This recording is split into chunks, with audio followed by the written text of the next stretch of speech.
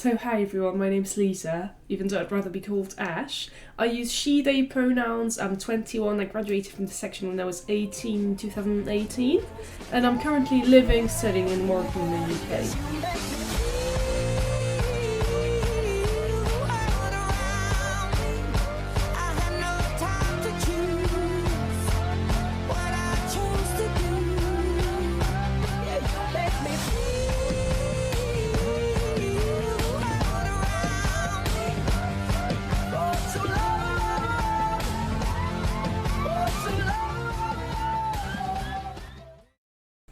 So coming in this section, I came from a monolingual francophone family. I hadn't travelled to a lot of English-speaking countries, and my parents didn't really speak much English either, which means I wasn't really raised on like English books, English movies with like subtitles or anything. I hadn't done anything of that. Literally the first book in English I had read was in the section. That was the first time I was reading a book in English. So I had not done like any international section in middle school like some of my classmates had, so I kind of felt like I was starting with kind of an Achilles heel really compared to my classmates, because some of them like were speaking English with their parents as well, and I didn't have any of that, so I was pretty insecure because I had a very French accent when I started the section. So I really had to work twice as hard compared to some people in my year. And it was very challenging, you know, to balance the work from the French curriculum and the work from the section as well. So it took me quite a while. It took me quite a while to figure out like a nice working way to juggle really with this too heavy amount of work. But also in a way, once I figured out the way that was working for me, because of course my way is not necessarily going to work for all of you, because you all have different ways of working, so maybe my way will be able to help some of you, maybe it's not going to work at all for others. But once I figured out a way that was working for me, it didn't really feel that challenging, because of course I was loving what I was doing, so that really helped. I was passionate about everything we were doing in the section, so it didn't really feel like work afterwards. So one thing that did help when work was very hard, because of course it is a big and challenging amount of work, and I'm thinking one thing I absolutely love with, like in the section itself, is the whole big family we managed to become with all the students, because they really help. Like working together as a group really helps, because you're all gonna have like different point of views on different like work, for instance books or anything like that, so it's very important to share that. So you have more to talk about in essays, for instance, and different point of view that you might not have seen when you were reading this book. So it's very important to work all together. And of course, like the support and all of that it's very helpful. And of course, the teacher, like I wouldn't be where I am today if it wasn't for their supportiveness. So please don't hesitate at all to go and talk to them and reach for their help, because they're absolutely here for you, and they're just amazing. They're just gems, and they've just shown that tonight just by reaching out to us, so we can be here to talk to you guys tonight in this auditorium. So this shows how much they care for you, how much they want you to succeed, so please don't hesitate to reach out to them if needed.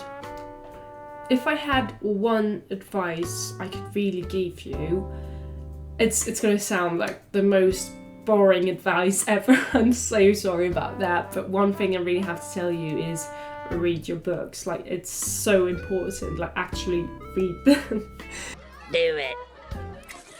Do the rock. You can read them slowly as you go, or just through the summer. I was usually reading them when I was in the tram going to school or coming back home, because it's so important than just like reading on Schmoop or some shady websites like that. Schmoop is really bad, by the way. Like, don't use Schmoop. It's always going to be better when you know what you're talking about, like actually know what you're talking about, rather than just checking on Schmoop like 10 minutes before the lessons, because you're actually going to be able to be the life of the lesson. You're actually going to be able to participate way, like, a lot more, and the lessons are going to be going so fast with that, and you're actually going to feel like you understood everything, and that's so important. I didn't do that when I was in like 11th grade, like première, and that was so bad, and I really saw like the difference between 12th grade and 11th grade, because I was actually reading my books in 12th grade.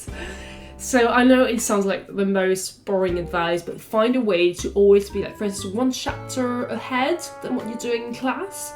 Like, even if it's hard to read all of them at once, I totally understand that. Just try and be a bit ahead, like a few pages ahead, so you know what you're talking about in class. That's the most important than just like being kind of half asleep in the back of the class. You'll actually be able to participate and be the life of the lesson, and that's so much better. Everything's going to go so much smoother for the whole class, really. So I know it's not the funniest thing to talk about, but considering exams, like final exams, but yeah, basically how I organise all my work for the exam, for the oral exam, for instance, I was doing a little sheet like that. For instance, that's Robert Frost, The Road Not Taken. I had the main points, the bullet points, and I had like keywords that I knew I could remember during the oral exam.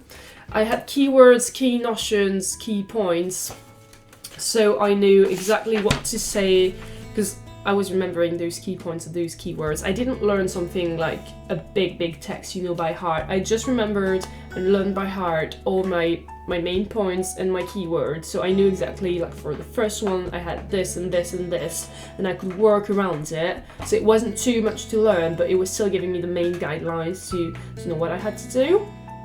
So if you think this might be a way of working that could work for you, I think you really should do it, because it worked so nice for me. And as I've told you, it's a bit long to do it, it's a bit tedious to do it, of course, but you have to do it, you have to go through it. But once you've done it, it's so much easier, it really stays in your brain, because you've got the bullet points, the keywords, and you know where to go from there. And you don't have to learn a big long text, because that never worked for me. I had my keywords, and from this keyword, I knew what to say about it, and that worked wonder for me.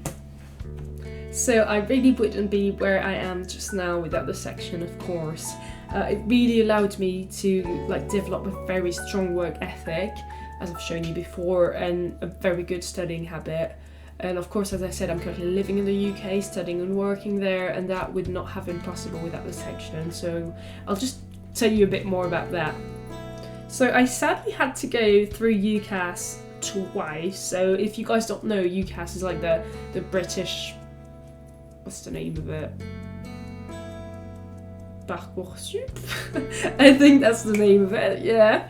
So I had to go through UCAS twice, because when I graduated from the section, I wanted to study in London.